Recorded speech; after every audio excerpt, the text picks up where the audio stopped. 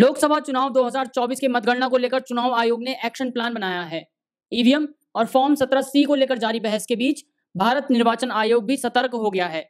आयोग इस बार प्रत्येक प्रत्याशी के एजेंट से मतगणना के समय यह लिखकर लेगा कि गणना में उसी नंबर की ईवीएम शामिल की गई है जो मतदान के समय इस्तेमाल की गई थी। जैसे कि आप सबको बताया कि 4 जून को मतगणना से पहले उत्तराखंड के मुख्य निर्वाचन अधिकारी कार्यालय की ओर से सभी जिला निर्वाचन अधिकारियों को जरूरी सूचना और दिशा निर्देश पोस्टर भेज दिए गए हैं।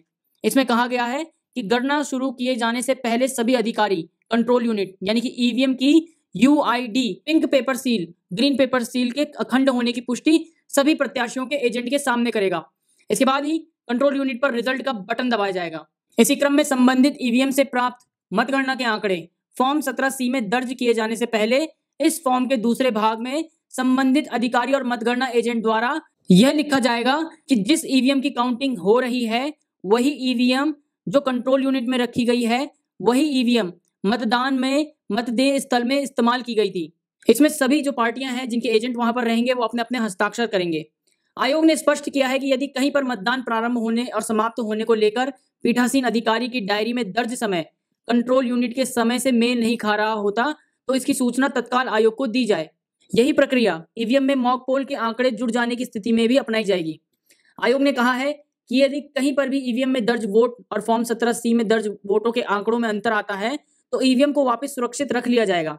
इसके बाद सभी ईवीएम की गणना के बाद यदि हार जीत का अंतर संबंधित ईवीएम में दर्ज वोट से कम है तो फिर गणना वीवीपीएट की पर्ची के आधार पर की जाएगी।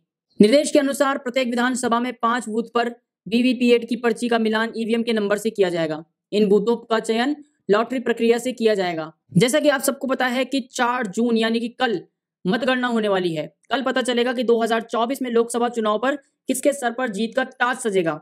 हालांकि 1 जून को 7वें चरण की वोटिंग समाप्त होने के बाद ही शाम को 5 बजे से जो एग्जिट पोल सामने आए हैं उसमें भारतीय जनता पार्टी को बहुमत मिलता हुआ नजर आ रहा है। और बहुमत भी ऐसा वैसा नहीं, 350 से लेकर 400 तक की सीटें भारतीय जनता पार्टी के पक्ष में जाती हुई दिख रही हैं। हालांकि कांग्रेस और इंडी गठबंधन ने इन सभी जो एग्जिट पोल थे उसके आंकड़ों को झुठला दिया है और उन्होंने कांग्रेस ने किसी भी एग्जिट पोल में हिस्सा नहीं लेने का दावा किया है। हालांकि इसके बाद राहुल गांधी का भी एक बयान आता है एग्जिट पोल के ऊपर जिसमें वो कहते हैं कि एग्जिट पोल नहीं है, ये मोदी की मीडिया का पोल है।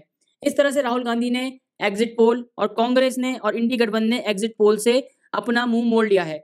फिलहाल इंतजार सिर्फ 24 घंटों का है, जब 24 घंटे बाद नतीजे आने शुरू हो जाएंगे कि उत्तराखंड की 5 सीटों में किसने इस बार बाजी मारी है और भारत की जनता इस बार 2024 में किसको प्रधानमंत्री देखना चाहती है। फिलहाल के लिए प्यार उत्तराखंड में इतना ही। जय हिंद, जय भारत, जय उत्तराखंड।